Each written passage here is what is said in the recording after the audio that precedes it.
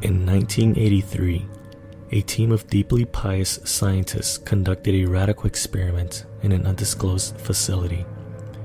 The scientists had theorized that a human without access to any senses or ways to perceive stimuli would be able to perceive the presence of God. They believed that the five senses clouded our awareness of eternity, and without them, a human could actually establish contact with God by thought. An elderly man who claimed to have nothing left to live for was the only test subject to volunteer. To purge him of all of his senses, the scientists performed a complex operation in which every sensory nerve connection to the brain was surgically severed. Although the test subject retained full muscular function, he could not see, hear, taste, smell, or feel. With no possible way to communicate with, or even sense the outside world, he was alone with his thoughts. Scientists monitored him as he spoke out loud about his state of mind in jumbled, slurred sentences that he couldn't even hear.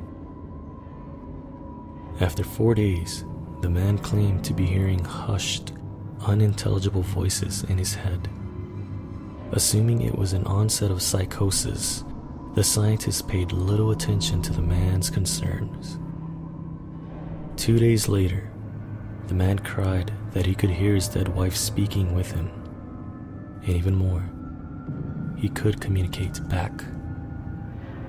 The scientists were intrigued, but were not convinced until the subject started naming dead relatives of the scientists.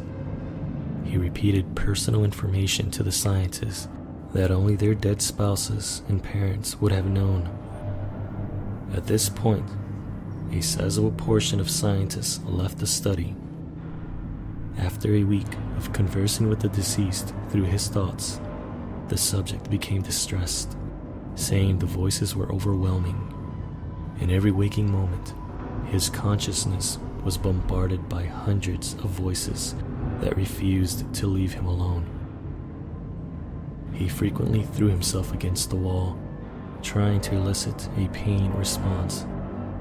He begged the scientists for sedatives so he could escape the voices by sleeping. This tactic worked for 3 days until he started having severe night terrors. The subject repeatedly said that he could see and hear the deceased in his dreams. Only a day later, the subject began to scream and claw at his non-functional eyes, hoping to sense something in the physical world.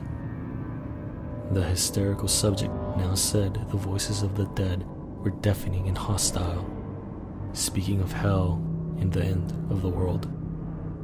At one point, he yelled, "No heaven, no forgiveness," for 5 hours straight.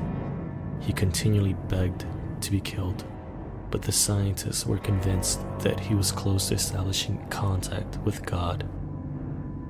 After another day, the subject could no longer form coherent sentences. Seemingly mad, he started to bite off chunks of flesh from his arm.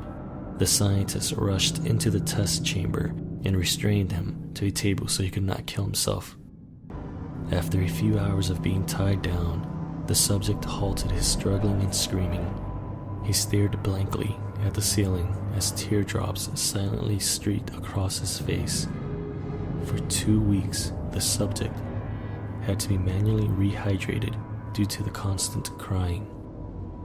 Eventually, he turned his head and, despite his blindness, made focused eye contact with a scientist for the first time in the study. He whispered, "I have spoken with God, and He has abandoned us." and his vital signs stopped.